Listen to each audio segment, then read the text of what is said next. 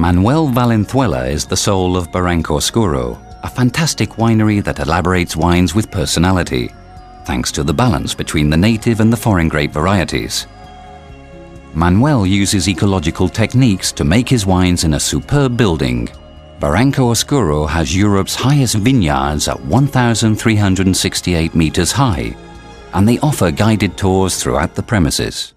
I have some vines, some varieties from France, some from Priorato, originally from Priorato, although they were already here, like Grenache, for example.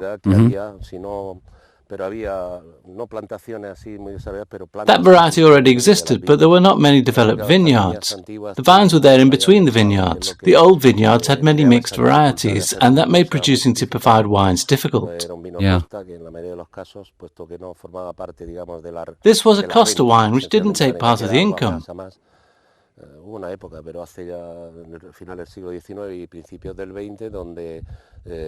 But by the end of the 19th century and the beginning of the 20th, there was a considerable vintage area, around 30,000 hectares.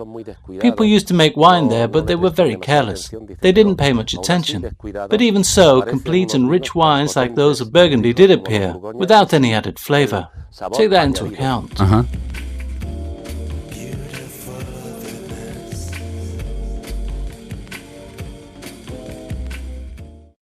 I insist on what I was saying, the way I work with the soil, as I told you. I'm radical in relation to the question of organic matter. I wouldn't accept anything I couldn't find in a forest. Organic matter itself got rotten and created new one. I've tried to imitate that, bringing that kind of organic matter to grow the vines and make them absorb water.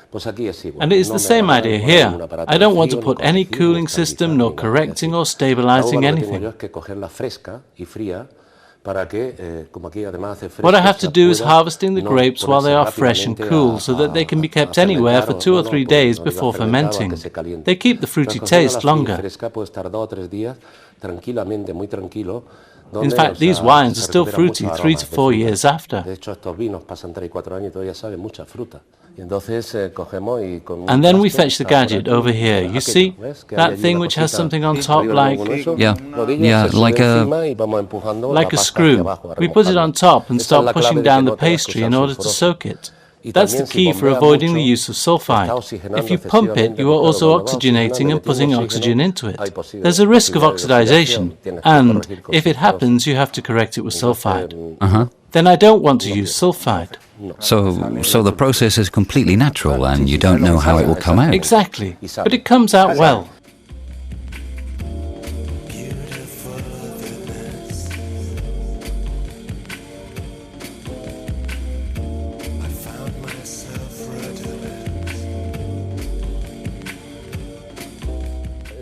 This winery can make between 90 and 100 barrels. How many litres do they make? 225 litres. They make 225 litres? Yes, we have calculated that there will be about 30,000 red wine bottles approximately. Between 25,000 and 30,000.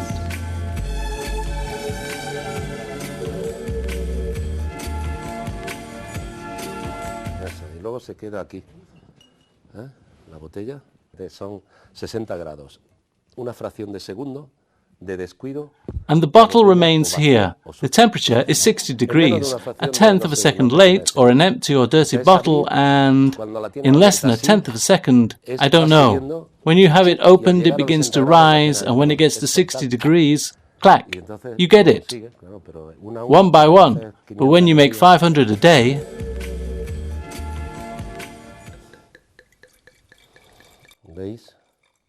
Intenso para estar hablando un vino con 5 años.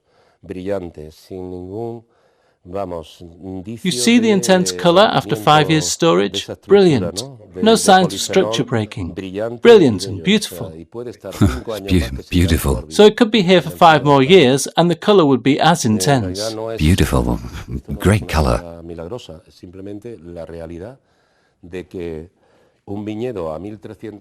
Really, this is not a miracle. It is just the fact that the vineyard is 1,300 meters above sea level in the south of Europe.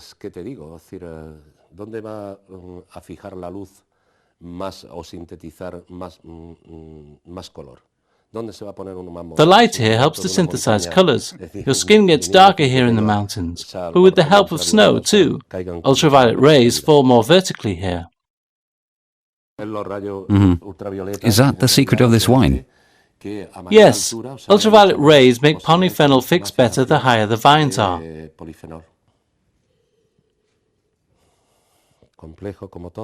It's as complex as the others. There's still a fruity aroma after 5 years.